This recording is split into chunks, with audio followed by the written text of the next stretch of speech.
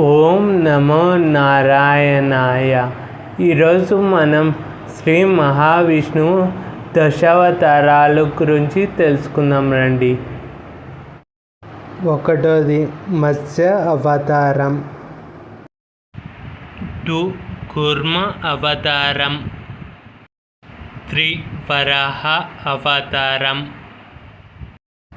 4 నరసింహ అవతారం, 5 వామన అవతారం, 6 పరశురామ అవతారం, 7 శ్రీరామ అవతారం, 8 శ్రీకృష్ణ అవతారం, 9 బుద్ధ అవతారం, 10 కల్కి అవతారం.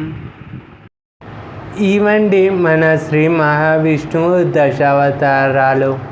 అందరూ నేర్చుకొని శ్రీ మహావిష్ణువు అనుగ్రహం పొందుతాం రండి. జై శ్రీరామ్.